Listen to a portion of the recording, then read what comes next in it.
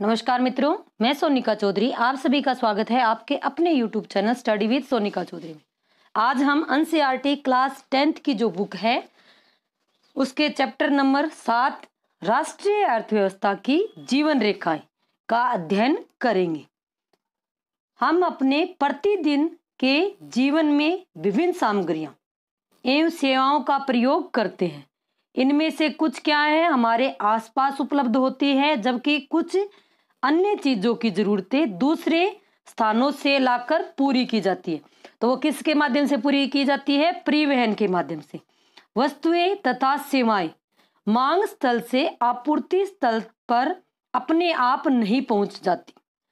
वस्तुओं तथा सेवाओं के आपूर्ति स्थानों से मांग स्थानों तक ले जाने हेतु परिवहन की आवश्यकता होती है। किसकी? परिवहन की। कुछ व्यक्ति इसको उपलब्ध करवाने में संलग्न है। जो व्यक्ति उत्पाद को परिवहन द्वारा उपभोक्ताओं तक पहुंचाते हैं उन्हें क्या कहा जाता है? व्यापारी कहा जाता है। अतः एक देश के विकास की गति वस्तुओं तथा सेवाओं के उत्पाद के साथ उनके एक स्थान से दूसरे स्थान तक वहन की सुविधा पर भी निर्भर करना पड़ता है। इसलिए सक्षम परिवहन के साधन तीव्र विकास हेतु क्या है? पूर्व अपेक्षित है। यानी माल जो बन गया कहीं तो उसकी क्या है, एक से दूसरी जगह लाने के लिए किसकी आवश्यकता पड़ेगी? परिवहन की। वस्तुओं तथा सेवाओं को लाना ले जाना पृथ्वी के 3 महत्वपूर्ण क्षेत्रों पर किया जा सकता है।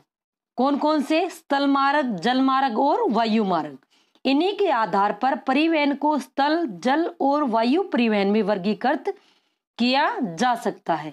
अब नीचे इसका डायग्राम दे रखा है। स्थल में कौन कौन से आ जाएंगे? सड़क परिवहन, रेल परिवहन और पाइपलाइन। जल के अंदर आंतरिक परिवहन और समुद्री। वायु में आ जाएगा घरेलू विमान सेवाएं, अंतरराष्ट्रीय विमान सेवाएं और सार्वजनिक प्राधिकरण और निजी विमान सेवाएं। तो ये क्या है? परिवहन के साधन। बहुत समय तक व्यापार तथा परिवहन सुविधा एक सीमित क्षेत्र तक ही किया जा सकता था। विज्ञान और प्रौद्योगिकी के विकास के साथ व्यापार व परिवहन के प्रभाव क्षेत्र में विस्तृत वृद्धि हुई है। सक्षम व तीव्र गति वाले परिवहन से आज संसार एक बड़े गांव में परिवर्तित हो गया है। परिवहन का यह विकास संचार साधनों के विकास की सहायता से क्या है? संभव हो सका है। इसलिए परिवहन, संचार, व्यापार एक दूसरे के क्या है? पूरक है। यानी अब कहीं माल बना दिया, अगर मेरे पास परिवहन की सुविधा नहीं होगी तो हम अन्य स्थानों पर कैसे भेजेंगे? तो परिवहन और व्यापार क्या है? एक दूसरे के पूरक है।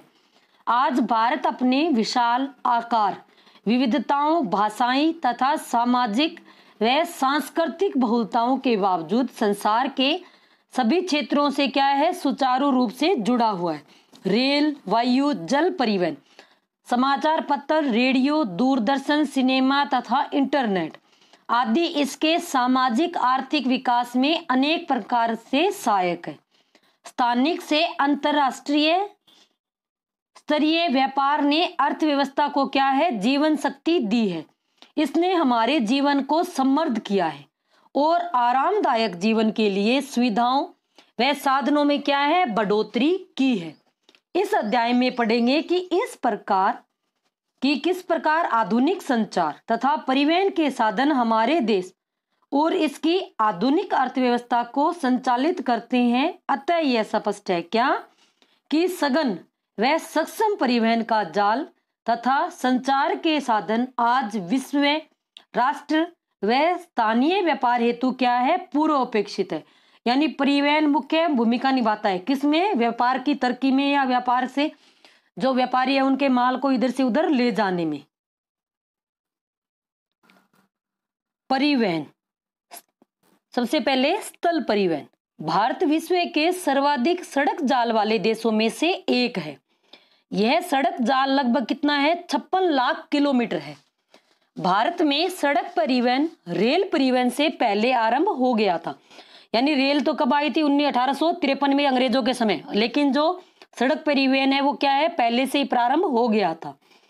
निर्माण तथा व्यवस्था में सड़क परिवहन रेल परिवहन की अपेक्षा क्या है, अधिक सुविधाजनक है। क्योंकि जो पहाड़ी एरिया है तो वहां क्या है, रेल लाइन नहीं बिछाई जा सकती, लेकिन वहां क्या है, सड़कों का निर्माण किया जा सकता है। रेल परिवहन की अपेक्षा सड़क परिवहन की बढ़ती महत्ता निम्नलिखित कारणों से है। किन कारणों से? रेलवे लाइन की अपेक्षा सड़कों का निर्माण लागत बहुत कम है, यानी सड़कों का निर्माण किया जाता है तो कम लागत है, लेकिन रेलवे लाइनों की लागत अधिक आती है। अपेक्षाकृत उबड़ खाबड़ वह जो विच्छिन्न भूभागों पर सड़कें बनाई जा सकती है। अधिक ढाल प्रवणता तथा पहाड़ी क्षेत्रों में भी सड़कें निर्मित की जा सकती है। अपेक्षाकृत कम व्यक्तियों, कम दूरी व कम वस्तुओं के परिवहन में सड़क क्या है, मितव्ययी है। यह घर घर सेवाएं उपलब्ध करवाता है तथा सामान चढ़ाने व उतारने की लागत भी अपेक्षाकृत क्या है, कम है।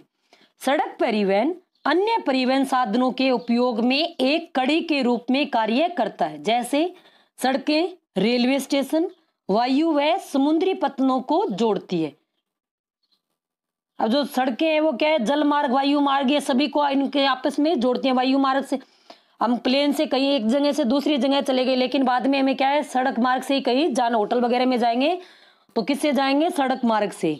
भारत में सड़कों की सक्षमता के आधार पर इन्हें कितने भागों में वर्गीकृत किया जा सकता है, 6 भागों में।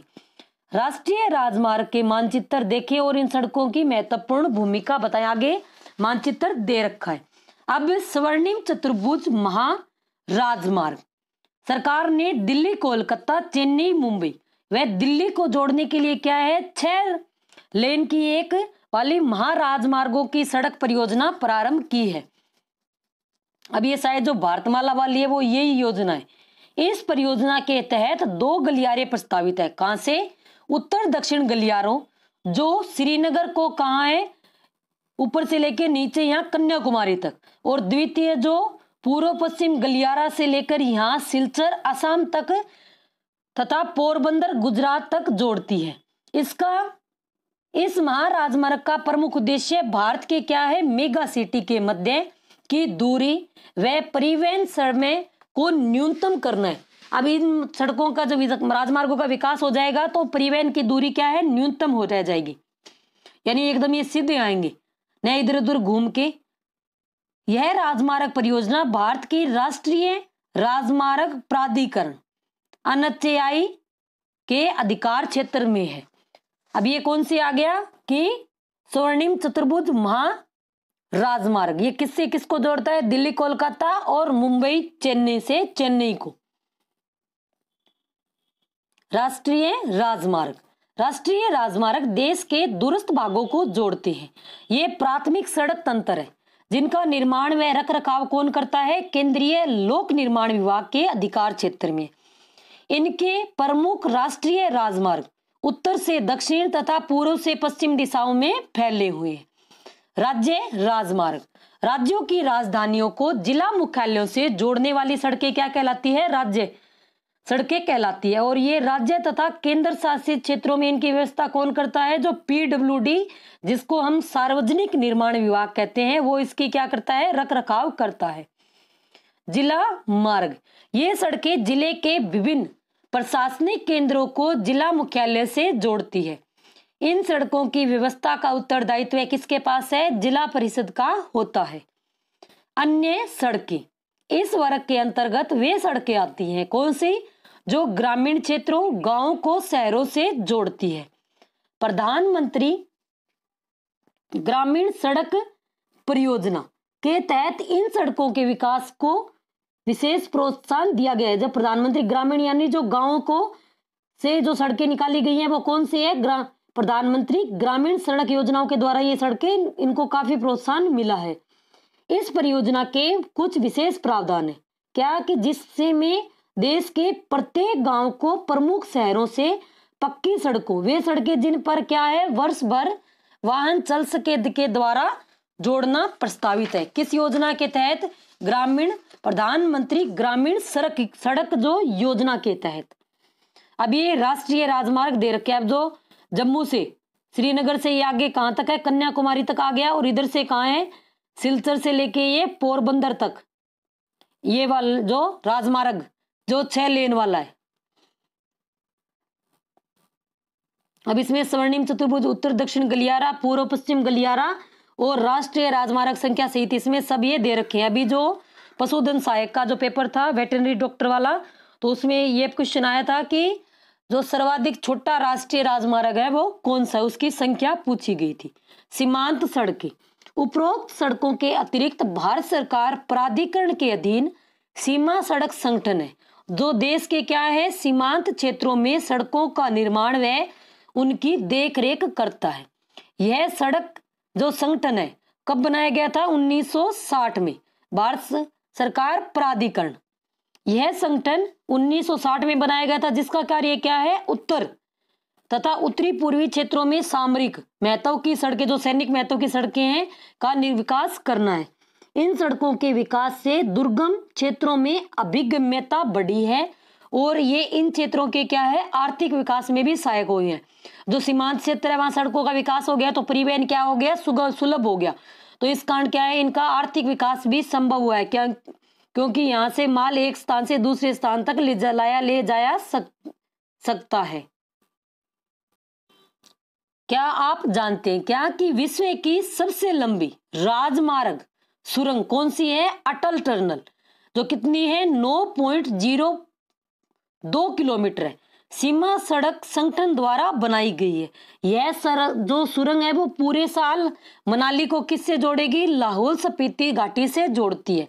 पहले यह घाटी जो कौन सी? लाहौल स्पीति, भारी बर्फबारी के कारण लगभग 6 महीने तक अलग थलग रहती थी। यह सुरंग कौन सी सुरंग? जो अटल सुरंग है वो कौन सी पर्वतमाला पे है? जो यह सुरंग हिमालय की पीर पंजाल जो पर्वतमाला में ओस समुद्र से 3000 मीटर की ऊंचाई पर अति आधुनिक सुविधाओं के साथ बनाई गई है। विश्व के सबसे लंबी राजमार्ग सुरंग कौन सी है? अटल जो टनल है। अब ये जो पहाड़ी रास्ते हैं, अब ये क्या है? यहाँ तो ट्रेन तो जा नहीं सकती, तो ये क्या है? सड़कें बनाई गई है।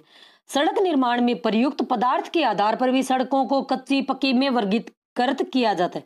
पक्की सड़कें किससे? सीमेंट, कंक्रीट व तारकोल द्वारा।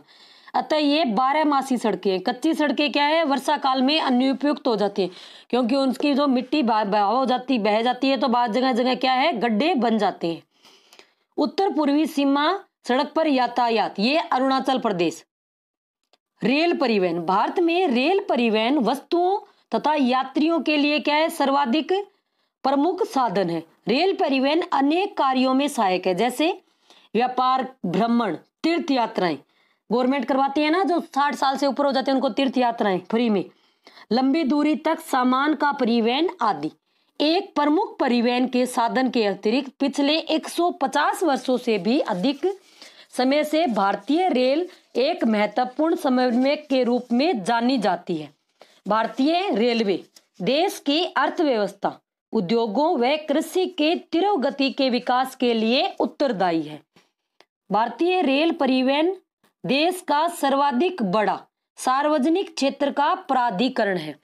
देश की पहली रेलगाड़ी कब स्टार्ट की गई थी? 1853 में। कहां से? मुंबई और थाने के मध्य चलाई गई थी, जो कितने किलोमीटर थी? 34 किलोमीटर की, जिसने दूरी तय करती थी। भारतीय रेल 16 रेलखंडों में पुनः संकलित है। कितने रेलखंडों में? 16 रेलखंडों में। देश में रेल परिवहन के वितरण को प्रभावित करने वाले कारकों में क्या है? भू-आकृतियां, आर्थिक व प्रशासकीय कारक प्रमुख है। अब जो मैदानी भाग है, उत्तरी मैदानी अपनी विस्तृत समतल, जो समतल भूमि है वहां क्या है? रेल लाइन बिछाई जा सकती है। अब उबड़ खाबड़ होगी, अब जो हिमाचल में है जैसे चिंतपूर्णी होगी, नैना देवी, वहां जाते हैं तो वहां किस बाई बस से ही जाया जाता है, न कि ट्रेन से, क्योंकि वहां रेल की सुविधा नहीं है। भूमि सघन व जनसंख्या घनत्व संपन्न कृषि व प्रचुर संसाधनों के कारण रेल परिवहन के विकास व वृद्धि में क्या है? सहायक रहा है। यद्यपि असंख्य नदियों के विस्तृत जल मार्गों पर पुलों के निर्माण में कुछ बाधाएं आई है। प्रायद्वीपीय भारत में रेल मार्ग उबड़ खाबड़ पहाड़ी क्षेत्रों, छोटी पहाड़ियों और सुरंगों आदि से होकर गुजरते हैं। हिमालय पर्वतीय क्षेत्र में दुर्लभ, उच्चावच, विरल जनसंख्या तथा आर्थिक अवसरों की कमी के कारण जो रेलवे लाइनों के निर्माण में क्या है, प्रतिकूल परिस्थितियां उत्पन्न करता है। इसी प्रकार पश्चिमी राजस्थान, गुजरात के दलदली भाग, मध्य प्रदेश के वन क्षेत्र, छत्तीसगढ़, उड़ीसा व झारखंड में रेल लाइन निर्माण करना कठिन है। सह्याद्री तथा उसके संदिग्ध क्षेत्र जो भी घाट या दर्रे हैं उनके द्वारा ही पार कर पाना संभव है। तो दर्रों के से ही वहां क्या है, रास्ता है, वहां रेल लाइन नहीं बिछाई जा सकती। कुछ वर्ष पहले भारत के महत्वपूर्ण आर्थिक क्षेत्र में पश्चिमी तट के साथ साथ कोंकण रेलवे के विकास ने क्या है, यात्रियों और वस्तुओं के आवागमन को सुविधाजनक बनाया है। यद्यपि यहाँ असंख्य समस्याएं भी है, जैसे भूस्खलन तथा किसी किसी भाग में रेलवे ट्रैक का धंसना आदि। आज राष्ट्रीय अर्थव्यवस्था में परिवहन के अन्य सभी साधनों की अपेक्षा रेल परिवहन प्रमुख हो गया है। यद्यपि रेल परिवहन समस्याओं से मुक्त नहीं है। क्यों? क्योंकि बहुत से यात्री बिना टिकट यात्रा करते हैं। रेल संपत्ति की हानि तथा चोरी जैसी समस्याएं भी पूर्णतः समाप्त नहीं हुई है। जंजीर खींच लेते हैं तो यात्री कहीं भी अनावश्यक रूप से गाड़ी रोकते हैं, जिससे रेलवे को भारी हानि उठानी पड़ती है। जरा सोचिए कि हम अपनी रेलगाड़ियों को निर्धारित समय में चलाने के लिए क्या कर सकते हैं। अब पाइपलाइन, तो पाइपलाइन के माध्यम से पहले तो क्या था, जल ऐसे पाइप से पहुंचाया जाता, लेकिन जो आजकल पेट्रोल हो गया, डीजल वगैरह भी क्या है, इससे जो कच्चा तेल भी पाइपलाइन के द्वारा पहुंचाया जाता है। भारत के परिवहन मानचित्र पर पाइपलाइन एक नया परिवहन का साधन है। अब सर्वाधिक नवीन कौन सा है? पाइपलाइन परिवहन। अभी जो ऊपर पड़ा है उसमें से आप सभी के लिए क्वेश्चन है कि विश्व की सबसे लंबी राजमार्ग सुरंग का नाम क्या है। क्वेश्चन एक बार फिर से कि विश्व की जो सबसे लंबी राजमार्ग सुरंग कौन सी है, उसका नाम क्या है। आप इसका आंसर कमेंट बॉक्स में जरूर दें और यह कितने किलोमीटर है। अगर वीडियो अच्छा लगा है तो लाइक करें, शेयर करें और चैनल को सब्सक्राइब करें और पास में जो बेल आइकन है उसको भी प्रेस करें ताकि आने वाले हर वीडियो का नोटिफिकेशन आपको मिलता रहे। अब पाइपलाइन क्या है? जो सर्वाधिक नवीन परिवहन है। पहले पाइपलाइन का उपयोग किस लिए किया जाता था? शहरों व उद्योगों में पानी पहुंचाने हेतु होता था। आज इसका प्रयोग कच्चा तेल, पेट्रोल उत्पादन तथा तेल के से प्राप्त प्राकृतिक तथा गैस क्षेत्र से उपलब्ध गैस शोधन शालाओं, उर्वरक कारखानों व बड़े ताप विद्युत घरों तक पहुंचने में किया जाता है। ठोस पदार्थों को तरल अवस्था में परिवर्तित कर पाइपलाइनों द्वारा ले जाया जाता है। अब जो ठोस पदार्थ है उनको क्या है, लिक्विड में बना दिया। सुदूर आंतरिक भागों में स्थित शोधशालाएं जैसे बरौनी, मथुरा, पानीपत तथा गैस पर आधारित उर्वरक कारखानों की स्थापना पाइपलाइनों के जाल के कारण ही संभव हो पाई है। यानी पाइपों के माध्यम से क्या है, जो ठोस पदार्थ को तरल बना के वहां पहुंचाया जाता है। पाइपलाइन बिछाने की प्रारंभिक लागत क्या है? बहुत अधिक है, लेकिन इसको चलाने की लागत क्या है? बिल्कुल न्यूनतम है, यानी उसकी रनिंग की। वाहन आंतरण, देरी और हानियां इसके लगभग नहीं के बता रहे। अब कहीं क्या है, कोई जाम लग गया, 2-2 दिन तक जाम नहीं खुलता, तो ये सारी समस्या यहाँ कुछ भी नहीं है। यहाँ तो ध्यान से ऑन किया और सीधा पाइप के माध्यम से जहां ये पहुंचना है वहां पहुंच जाएगा। अब देश में जो पाइपलाइन है उनके 3 जाल है। कहां से? ऊपरी असम के तेल क्षेत्रों में गुवाहाटी, बरौनी व इलाहाबाद के रास्ते कानपुर, उत्तर प्रदेश। तो पहली पाइपलाइन कहां से आ गई? असम के गुवाहाटी से जो तेल क्षेत्र से कानपुर तक। इसकी एक शाखा बरौनी से राजबंद होकर हल्दिया तक है और दूसरी जो राजबंद से कहां है? मोरी ग्राम तक तथा गुवाहाटी से सिलीगुड़ी तक है। गुजरात में सलाया से विरमगांव, मथुरा, दिल्ली व सोनीपत के रास्ते पंजाब में जालंधर तक है। इसकी अन्य शाखा कहां है? बड़ोदरा के निकट कोयली के चक्सू व अन्य स्थानों से जोड़ती है। अब ये रेल लाइन का दे रखा है, तो सारी भारत में जो रेल लाइनें हैं उनका ये मानचित्र दर्शाया गया है। गैस पाइपलाइन गुजरात में हजीरा को उत्तर प्रदेश में और जगदीशपुर से मिलती है। यह मध्य प्रदेश के विजयपुर के रास्ते से होकर जाती है। इसकी शाखाएं राजस्थान में कोटा व उत्तर प्रदेश के शाहजहांपुर, बरवाड़ा व अन्य स्थानों पर भी इसकी शाखाएं। अब जल परिवहन, पीछे जब 2018 का जब रीट हुआ था तो उसमें जल परिवहन तो जल मार्ग के से संबंधित क्वेश्चन आया था। भारत के लोग प्राचीन काल से समुद्री यात्राएं करते रहे हैं। इससे नाविकों के ने दूर तथा पास के क्षेत्रों में भारतीय संस्कृति व व्यापार को फैलाया है। जल परिवहन परिवहन के सबसे सस्ता साधन है। यह भारी व स्थूलकाय वस्तुएं ढोने के अनुकूल है। यह परिवहन साधनों में ऊर्जा सक्षम तथा पर्यावरण अनुकूल है। भारत में अंतःस्थलीय नौ संचालन जल मार्ग कितना है? 14,500 किलोमीटर लंबा है। इसमें केवल 5,685 किलोमीटर मार्ग ही जो मशीनीकृत नौकाओं द्वारा क्या है, द्वारा तय किया जाता है। अब टोटल जो जल मार्ग हो गया वो कितना है, नौ संचालन किया जाता है 14,500 किलोमीटर, लेकिन मशीनरीकृत नौकाओं द्वारा कितना है, 5,685। अब ये उत्तर पूर्वी राज्य के आंतरिक जलमार्ग परिवहन अधिक महत्वपूर्ण है। ये जो साधारण बोट हैं इनके द्वारा क्या है वो किया जाता है। अब ये गाड़ी भी इसके ऊपर चढ़ाई जा चुकी है, गाड़ियां भी जाती है, बाइक, अब ये बाइक चढ़ा रहा है। अब कितने जलमार्ग है? टोटल 5 जलमार्ग है।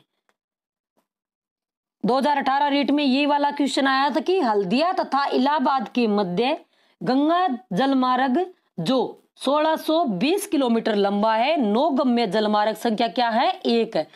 अब सर्वाधिक लंबा जलमार्ग कौन सा है? जो 1 नंबर वाला है वही सर्वाधिक जिसकी लंबी दूरी तय करता है। कहां से कहां तक है? हल्दिया से इलाहाबाद। दूसरा कौन सा है? सदिया व धुबरी के मध्य कितना किलोमीटर? 891 किलोमीटर। और ये कहाँ है? ब्रह्मपुत्र नदी जलमार्ग कौन सा है? 2 नंबर संख्या। तीसरा कौन सा है? केरल में पश्चिम तटीय नगर कोट्टापुरम से कोल्लम तक और उद्योग मंडल तथा चंपाकारा नहरें 205 किलोमीटर। सर्वाधिक लंबा कौन सा जलमार्ग? प्रथम जलमार्ग। और सर्वाधिक न्यूनतम कौन सा है? जो 3 नंबर है वो न्यूनतम दूरी तय करता है। अब चौथा, काकीनाडा और पुदुचेरी नहर स्ट्रेच के साथ साथ गोदावरी और कृष्णा नदी का विशेष विस्तार, यह कितना है? 1078 किलोमीटर। मातई नदी महानदी के डेल्टा चैनल, ये कौन सी है? ब्रह्माणी नदी और पूर्वी तटीय नहर के साथ ब्रह्माणी नदी का विशेष विस्तार, यह कितना किलोमीटर है? 588 किलोमीटर। और ये कौन सा है? राष्ट्रीय राजमार्ग जलमार्ग 5 है। ये 5 तो इंपॉर्टेंट है, आप अपनी नोटबुक में इनको नोट करोगे। कुछ अन्य अंतर जलमार्ग भी है जिन पर परिवहन होता है। इनमें कौन सी आ गई? मांडवी और जुआरी कौन सी है? ये गोवा की नदियां हैं। सॉरी, कंबरजुआ और सुंदरवन बराक केरल का पश्च जल, ये अन्य कौन जलमार्ग है। इन सब के अतिरिक्त विदेशी व्यापार भारतीय तट पर स्थित पत्तनों यानी बंदरगाह द्वारा किया जाता है। देश का 95% व्यापार मुद्रा रूप में 68% किससे किया जाता है? समुद्र द्वारा किया जाता है। प्रमुख समुद्री पत्तन, भारत की 7,516.6 किलोमीटर लंबी समुद्री तट रेखा के साथ 12 प्रमुख तथा 200 मध्यम व छोटे पत्तन है यानी बंदरगाह है। ये प्रमुख पत्तन देश का जो 95% विदेशी व्यापार संचालित करते हैं, क्योंकि जो व्यापार विदेशी व्यापार है वो किस मार्ग से किया जाता है? जल मार्ग से। और यह क्या है? सस्ता भी है। तो जो 95% विदेशी व्यापार किससे किया जाता है? समुद्री पत्तनों के द्वारा किया जाता है। आजादी के बाद क्या है कि कच्छ में कांडला पहले पत्तन के रूप में विकसित किया गया। आजादी के बाद प्रथम कौन सा बनाया गया था? तो कांडला बंदरगाह। क्यों? क्योंकि ऐसा देश विभाजन से कराची, जो कराची बंदरगाह था वो क्या था? पाकिस्तान में चला गया। तो उसकी कमी को पूरा करने के लिए कौन सा बंदरगाह का निर्माण किया गया? कांडला बंदरगाह को विकसित किया गया। और जो मुंबई बंदरगाह से होने वाले व्यापारिक दबाव को कम करने के लिए ऐसा किया गया था। अब पहले कौन सा था? कराची बंदरगाह भी था, मुंबई बंदरगाह भी था। तो कराची बंदरगाह आजादी के बाद कहां चला गया? पाकिस्तान में चला गया। तो जो मुंबई का बंदरगाह यानी पत्तन है, उस पे क्या हो गया? सर्वाधिक व्यापारिक दबाव आ गया था। तो उस दबाव को कम करने के लिए कौन सा बंदरगाह का निर्माण किया गया? कांडला बंदरगाह का निर्माण किया गया। कांडला, जिसे दीनदयाल पत्तन के नाम से भी जाना जाता है। कांडला बंदरगाह का नाम क्या है? दीनदयाल पत्तन। यह एक ज्वारीय पत्तन है। यह जम्मू कश्मीर, हिमाचल प्रदेश, पंजाब, हरियाणा, राजस्थान व गुजरात के औद्योगिक तथा खाद्यान्नों के आयात निर्यात को संचालित करता है। कौन सा बंदरगाह है? जो ये कांडला बंदरगाह है। मुंबई वृहत्तम यानी सर्वाधिक जो बड़ा या बड़ा पत्तन है बंदरगाह है, वो कौन सा है? मुंबई, जिसके प्राकृतिक, खुले, विस्तृत व सुचारू पोताश्रय है। मुंबई पत्तन के अधिक परिवहन को ध्यान में रखकर इसके सामने एक और पत्तन यानी एक अन्य बंदरगाह विकसित किया जा रहा है, जिसका नाम क्या है?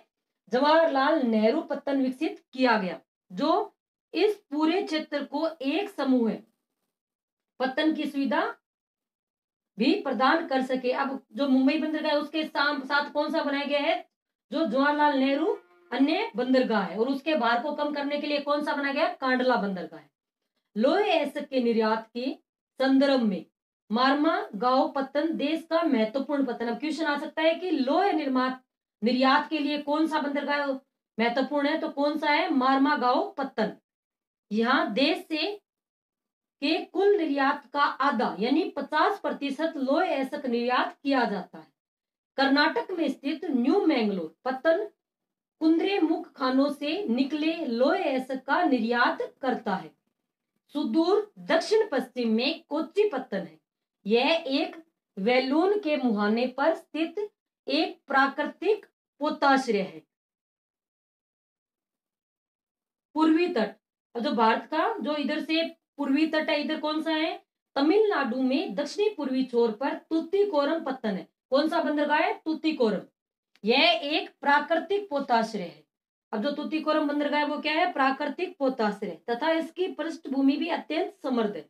अतः यह पत्तन हमारे पड़ोसी देशों जैसे श्रीलंका, मालदीव तथा भारत के तटीय क्षेत्रों की भिन्न वस्तुओं के व्यापार को संचालित करता है। चेन्नई हमारे देश का प्राचीनतम कृत्रिम पत्तन है। तूतीकोरम वाला कैसा है? प्राकृतिक है, लेकिन ये जो चेन्नई है यानी इसको बनाया गया है, ये प्राचीनतम कृत्रिम पत्तन है। व्यापार की मात्रा व लदे सामान के संदर्भ में इसका मुंबई के बाद दूसरा स्थान है। प्रथम किसका? मुंबई, दूसरा कौन सा? चेन्नई। विशाखापट्टनम स्थल से गिरा गहरा व सुरक्षित पत्तन है। अब एक कौन सा अलग से बंदरगाह आ गया? विशाखापट्टनम। प्रारंभ में यह पत्तन लोहे एसक निर्यातक के रूप में विकसित किया गया था। अब जो विशाखापट्टनम वाला ये किसके लिए? लोहे एसक निर्यातक के लिए। ओडिशा में स्थित पाराद्वीप पत्तन विशेषतः लोहे एसक का निर्यात करता है। ओडिशा के जो पाराद्वीप द्वीप से किसका निर्यात किया जाता है? लोहे एसक का। कोलकाता एक अंतःस्थलीय नदीय पत्तन है। यह पत्तन गंगा, ब्रह्मपुत्र बेसिन के वृत्त व समुद्र पृष्ठभूमि को सेवाएं प्रदान करता है। ज्वारीय पत्तन होने के कारण तथा हुगली के तलछट जमाव से इसे नियमित रूप से साफ करना पड़ता है। कौन से बंधन को? जो कोलकाता वाला है। कोलकाता पत्तन पर बढ़ने व्यापार को कम करने के लिए कौन से पत्तन का विकास किया जा रहा है? हल्दिया। और मुंबई के लिए कौन सा किया गया था? तो कांडला बंदरगाह है। अब आप सभी के लिए क्वेश्चन है कि भारत का प्राचीनतम कृत्रिम पत्तन कौन सा है?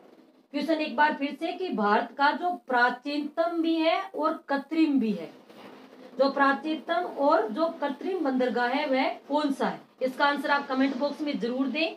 अगर वीडियो अच्छा लग रहा है तो लाइक करें, शेयर करें और चैनल को सब्सक्राइब करें। अपना टेलीग्राम भी चैनल है स्टडी विद सोनिका चौधरी, तो उसको भी आप ज्वाइन करें।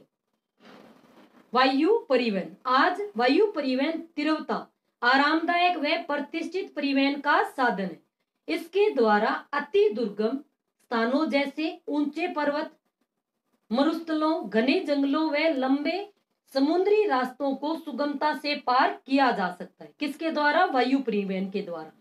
वायु परिवहन के अभाव में देश के उत्तर पूर्वी राज्यों के विषय में सोचे जहां बड़ी नदियां, विच्छेदित धरातल, घने जंगल, निरंतर बाढ़ आदि एक क्या है सामान्य बात है। यह हवाई यात्रा ने इसे अधिक क्या है अधिक अभिगम्य बना दिया है, यानी हम वहां क्या है जा सकते हैं। अब बाढ़ आ गई तो बाढ़ क्या कई बार क्या है हेलीकॉप्टरों के प्लेन के माध्यम से क्या है वहां खाद्यान्न सामग्री गिराई जाती है। सन 1953 में वायु परिवहन का राष्ट्रीयकरण किया गया था। क्वेश्चन आ सकता है कि वायु परिवहन का राष्ट्रीयकरण कब किया गया था? 1953 में। एयर इंडिया घरेलू और अंतरराष्ट्रीय वायु सेवाएं भी प्रदान करती है। अब एक पवन हंस हेलीकॉप्टर मुख्य पतन और कुछ क्या है अंतरराष्ट्रीय हवाई अड्डे इसके अंदर दे रखे। अब दिल्ली का आ गया कौन सा? इंदिरा गांधी अंतरराष्ट्रीय हवाई अड्डा। कोलकाता नेताजी सुभाष चंद्र बोस इधर आ गया हवाई अड्डा। और समुद्री पतन ये कौन से आ गए? हल्दिया। हल्दिया बंदरगाह यहाँ है। मुंबई इधर आ गया। कांडला बंदरगाह यहाँ गुजरात के अंदर। पाराद्वीप ये विशाखापट्टनम। और सर्वाधिक जो कृत्रिम और प्राचीनतम कौन सा है? जो चेन्नई बंदरगाह है वो यहाँ। अब ये हैदराबाद से रेल लाइन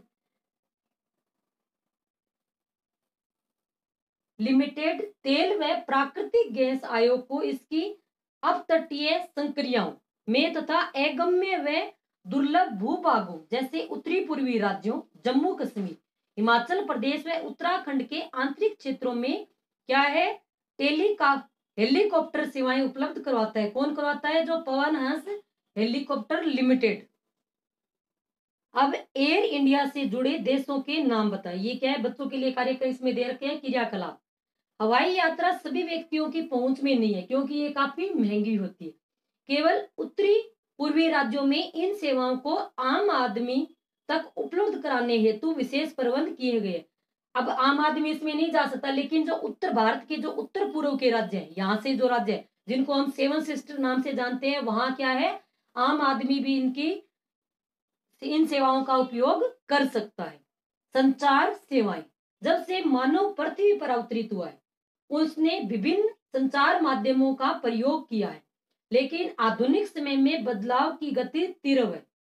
संदेश प्राप्तकर्ता या संदेश भेजने वाले के गति विहीन रहते हुए भी लंबी दूरी का संचार बहुत आसान है। निजी दूर संचार तथा धन संचार में दूरदर्शन, रेडियो, समाचार पत्र समूह, प्रेस तथा सिनेमा आदि देश के प्रमुख समाचार संचार क्या साधन है। अब आज के टाइम में तो सर्वाधिक संचार साधन कौन सा आ गया? मोबाइल से इंटरनेट। भारत का डाक संचार तंत्र विश्व का बृहत्तम है। यह पार्सल, निजी पत्र व्यवहार तथा तार आदि संचालित करता है। कार्ड व लिफाफा बंद चिट्ठी पहली श्रेणी की डाक समझी जाती है तथा विभिन्न स्थानों पर वायुयान द्वारा पहुंचाए जाते हैं। द्वितीय श्रेणी की डाक में रजिस्टर्स, पैकेट, किताबें, अखबार तथा मैगजीन शामिल है। ये धरातलीय डाक द्वारा पहुंचाए जाते हैं। इनके लिए स्थल व जल परिवहन का प्रयोग किया जाता है। बड़े शहरों व नगरों में डाक संचार में शीघ्रता हेतु हाल ही में 6 डाक मार्ग बनाए गए हैं। इन्हें राजधानी मार्ग, मेट्रो चैनल, ग्रीन चैनल, व्यापार चैनल, भारी चैनल तथा दस्तावेज चैनल के नाम से जाना जाता है। दूर संचार में भारत एशिया महाद्वीप में क्या है अग्रणी है। नगरीय क्षेत्रों के अतिरिक्त भारत के 2/3 से अधिक गांव एसटीडी दूर संचार सेवा से जुड़े हैं। अब तो वर्तमान में क्या आ गया है मोबाइल, क्योंकि ये तो बुक कब की है 2017-18 की, तो सेशन की बुक है वही ये लगाई हुई है। सूचनाओं के प्रसार को आधार स्तर से उच्च स्तर तक समर्थ करने हेतु भारत सरकार ने देश के प्रत्येक गांव में 24 घंटे एसटीडी सुविधा के विशेष प्रबंध किए हैं। पूरे देश भर में एसटीडी की दरों को भी नियमित किया गया है। पहले रोमिंग लगती थी, अदर स्टेट में जाते थे मोबाइल में, अब वो भी बंद हो गई है। यह सब सूचना संचार व अंतरिक्ष प्रौद्योगिकी के समन्वित विकास से ही संभव हो पाया है। जनसंचार मानव को मनोरंजन के साथ साथ बहुत से राष्ट्रीय कार्यक्रमों व नीतियों के विषय में जागरूक करना है। इसमें रेडियो, दूरदर्शन, समाचार पत्र, पत्रिकाएं, किताबें तथा चलचित्र शामिल है। आकाशवाणी ऑल इंडिया रेडियो राष्ट्रीय, क्षेत्रीय व स्थानीय भाषा में देश के विभिन्न भागों में अनेक वर्गों के व्यक्तियों के लिए विविध कार्यक्रम प्रसारित करता है। कौन करता है? आकाशवाणी, जो ऑल इंडिया रेडियो। दूरदर्शन देश का राष्ट्रीय संचार व संदेश माध्यम है तथा विश्व के बृहत्तम संचार तंत्र में से एक है। यह विभिन्न आयु वर्ग के व्यक्तियों हेतु मनोरंजक, ज्ञानवर्धक व खेल जगत संबंधी कार्यक्रम प्रसारित करता है। भारत में वर्ष भर अनेक समाचार पत्र, सामयिक पत्रिकाएं प्रकाशित की जाती है। ये पत्रिकाएं सामयिक होने के नाते जैसे मासिक, साप्ताहिक, पाक्षिक भी कई प्रकार की है। समाचार पत्र लगभग 100 भाषाओं तथा बोलियों में प्रकाशित होते हैं। क्या आप जानते हैं क्या कि हमारे देश में सर्वाधिक समाचार पत्र कौन सी भाषा में है? हिंदी भाषा में। इसके बाद अंग्रेजी व उर्दू के समाचार पत्र आते हैं। भारत विश्व में सर्वाधिक चलचित्रों का उत्पादक भी है। यह कम अवधि वाली फिल्में, वीडियो फीचर फिल्म और छोटी वीडियो फिल्में बनाता है। भारतीय व विदेशी सभी फिल्मों को प्रमाणित करने का अधिकार किसका है? केंद्रीय फिल्म प्रमाणन बोर्ड का। अंतरराष्ट्रीय व्यापार राज्यों व देशों में व्यक्तियों के बीच वस्तुओं का आदान प्रदान व्यापार कहलाता है। बाजार एक ऐसी जगह है जहां इसका विनिमय होता है। दो देशों के मध्य यह व्यापार क्या कहलाता है? अंतरराष्ट्रीय व्यापार कहलाता है। यह समुद्री, हवाई व स्थलीय मार्ग द्वारा हो सकता है। यद्यपि स्थानीय व्यापार शहरों, कस्बों व गांवों में होता है। राज्य स्तरीय व्यापार दो या अधिक राज्यों के मध्य होता है। एक देश के अंतरराष्ट्रीय व्यापार की प्रगति इसके आर्थिक वैभव का सूचक है। इसलिए इसे राष्ट्र का आर्थिक बैरोमीटर भी कहा जाता है। किसको? अंतरराष्ट्रीय व्यापार को। सभी देश अंतरराष्ट्रीय व्यापार पर निर्भर है क्योंकि संसाधनों की उपलब्धता क्षेत्रीय, यानी संसाधन तो क्या है? क्षेत्रीय, अतः इनका वितरण भी असमान है। आयात और निर्यात व्यापार के क्या है? मुख्य घटक है। आयात व निर्यात का अंतर ही देश के व्यापार संतुलन को निर्धारित करता है। अगर निर्यात मूल्य आयात मूल्य से अधिक हो रहा है तो उसे अनुकूल व्यापार संतुलन क्या है? यानी हम किसी माल को विदेशों में ज्यादा भेज रहे हैं और वहां से हम कम माल मंगा रहे हैं तो हमारा व्यापार क्या है? अनुकूल संतुलन करते हैं, कहते हैं। इसके अतिरिक्त निर्यात की अपेक्षा अगर हम अधिक आयात करते हैं तो यह कौन सी श्रेणी में आता है? असंतुलित व्यापार यह कहलाता है। विश्व के सभी भौगोलिक प्रदेशों और सभी व्यापारिक खंडों के साथ भारत के व्यापारिक संबंध है। भारत में निर्यात होने वाली प्रमुख वस्तुएं रत्न, जवाहरात, रसायन व संबंधित उत्पाद तथा कृषि एवं संबंधित उत्पाद हैं। भारत में आयातित वस्तुओं में कच्चा पेट्रोलियम तथा उत्पाद रत्न व जवाहरात, आधार धातुएं, मशीनें, कृषि, अन्य उत्पाद शामिल है।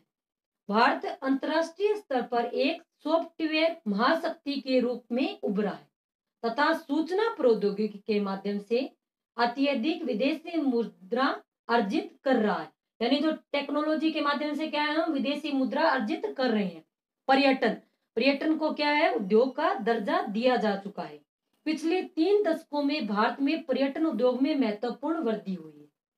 150 लाख से अधिक व्यक्ति पर्यटन उद्योग में प्रत्यक्ष रूप से क्या है? संलग्न है। कितने? 150 लाख, यानी 1.5 करोड़। पर्यटन राष्ट्रीय एकता को क्या है? प्रोत्साहित करता है। पर्यटन से क्या है? हम एक राज्य से दूसरे राज्य में जाते हैं तो वहां के कल्चर और उससे हम क्या है? परिचित होते हैं तथा स्थानीय हस्तकला व सांस्कृतिक उद्यमों को प्राश्रय देता है। अंतर्राष्ट्रीय स्तर पर यह हमें संस्कृति तथा विरासत को समझ विकसित करने में सहायक है। विदेशी पर्यटन भारत में विरासत पर्यटन, पारी पर्यटन, रोमांचकारी पर्यटन, सांस्कृतिक पर्यटन, चिकित्सा पर्यटन तथा व्यापारिक पर्यटन के लिए आते हैं। देश के विभिन्न भागों में पर्यटन की अपार संभावनाएं हैं। पर्यटन उद्योग के विकास हेतु विभिन्न प्रकार के पर्यटन को बढ़ावा देने के प्रयास किए जा रहे हैं। अब अभ्यास प्रश्न। निम्न में से दो दूरस्थ स्थान पूर्वी पश्चिम गलियारे से जुड़े हैं, पूर्व से लेकर जो पश्चिम गलियारा है, तो उसमें से कौन सा आ गया? सिलचर तथा पोरबंदर। तो सिलचर कहाँ है? आसाम में, और पोरबंदर कहाँ है? गुजरात में। एक कहा था श्रीनगर से कहां तक जोड़ रहा है? कन्याकुमारी तक। निम्नलिखित में से परिवहन का कौन सा साधन वहनातरण हानियों तथा देरी को घटाता है? कौन सा? जो रेल परिवहन। निम्न में से कौन सा राज्य हजीरा, विजयपुर, जगदीशपुर पाइपलाइन से नहीं जुड़ा है? तो कौन सा नहीं जुड़ा है? मध्य प्रदेश जुड़ा हुआ है, महाराष्ट्र और उत्तर प्रदेश ये जुड़े हुए हैं, तो जो गुजरात राज्य है वो इससे नहीं जुड़ा हुआ है। इनमें से कौन सा पत्तन पूर्वी तट पर स्थित है जो अंतःस्थलीय और अधिकतम गहराई का पत्तन है और पूर्ण क्या है? सुरक्षित है। अब पूर्व में कौन सा था? जो विशाखापट्टनम बंदरगाह है, जो चेन्नई बंदरगाह के साथ ये विकसित किया गया है कि उसके भार को कम करने के लिए। निम्न में से कौन सा परिवहन साधन भारत में प्रमुख साधन है? तो कौन सा है परिवहन साधन? जो रेल परिवहन है वो सर्वाधिक प्रमुख साधन है। निम्न में से कौन सा शब्द दो या अधिक देशों के व्यापार को दर्शाता है? कौन सा है? जो अंतरराष्ट्रीय व्यापार, वो किसको दर्शाता है? जो शब्द है वो दो देशों के व्यापार को दर्शाता है। अब इसमें इतना ही क्वेश्चन है। इसमें आगे अब दे रखा है ये परिशिष्ट दे रखे हैं। परिशिष्ट है सबसे इंपॉर्टेंट इसके अंदर है, जो लास्ट वाला परिशिष्ट ग, तो ये इंपॉर्टेंट है। इसमें क्या है? तो जितने भी भारत में उद्योग धंधे वगैरह स्थापित किए गए, इसको की स्थापना कब की गई थी? 1870 से 1913 में। प्रारंभ में ये क्या था? निजी स्वामित्व में था, और 1972 में इसका राष्ट्रीयकरण किया गया। कुल्टी व बर्नपुर, पश्चिमी बंगाल। अब टिस्को निजी स्वामित्व 1907। टिस्को जो है, जो टाटा कंपनी का, जमशेदजी टाटा, जमशेदपुर, झारखंड में ये है। VISL 1923 में निजी स्वामित्व में, जब तक मिस्को थी, जब तक ये मिस्को नाम था तब तक ये निजी स्वामित्व में, जब से ये VISL हुआ है उसके बाद क्या हो गया? इसका राष्ट्रीयकरण कर दिया गया। और ये कहाँ है? भद्रावती, कर्नाटक में। अब भिलाई, दुर्गापुर, बोकारो, राउरकेला, ये क्या है? सार्वजनिक क्षेत्र के। भिलाई 1959 सार्वजनिक क्षेत्र का, और ये किसकी सहायता से है? Soviet Union. भिलाई मध्य प्रदेश। बोकारो 1972 सार्वजनिक क्षेत्र, सोवियत यूनियन यानी ये रूस के सहयोग से, और बोकारो ये कहाँ है? झारखंड में। दुर्गापुर 1959 सार्वजनिक क्षेत्र, ये किसके सहयोग से? इंग्लैंड यानी ब्रिटेन के सहयोग से, और दुर्गापुर ये कहाँ है? पश्चिमी बंगाल में। राउरकेला सार्वजनिक क्षेत्र का है, और इंग्लैंड के, और दुर्गापुर। अब क्वेश्चन कैसे आता है कि जो दूसरी पंचवर्षीय योजना थी, पहली पंचवर्षीय योजना में किस पर दिया गया था? कृषि के विकास पर ध्यान दिया गया था, लेकिन जो दूसरी थी उसमें क्या था? औद्योगिकरण किया गया था। तो उस समय 3 मुख्य उद्योग जो धंधे हैं वो स्थापित किए गए थे। और जो 1972 वाला जो बोकारो है, ये कौन सी पंचवर्षीय योजना में था? ये तीसरी पंचवर्षीय योजना में। तो कई बार क्वेश्चन आता है कि निम्न में से कौन सा जो उद्योग है वो द्वितीय पंचवर्षीय योजना में नहीं था? तो कौन सा नहीं था? जो बोकारो वाला है, ये कौन सी पंचवर्षीय योजना है? ये तीसरी पंचवर्षीय योजना में बनाया गया था। राउरकेला सार्वजनिक जर्मनी से, और ये कहाँ है? उड़ीसा में। विशाखापट्टनम सार्वजनिक क्षेत्र का, और विशाखापट्टनम आंध्र प्रदेश में। सेलम सार्वजनिक क्षेत्र का है, सेलम तमिलनाडु। विजयनगर सार्वजनिक क्षेत्र, कर्नाटक। अब इस वीडियो में इतना ही। अब ये 10th की हमारी ज्योग्राफी की क्लास, ज्योग्राफी की जो बुक है वो कंप्लीट हो चुकी है। आज के लिए इतना ही। धन्यवाद।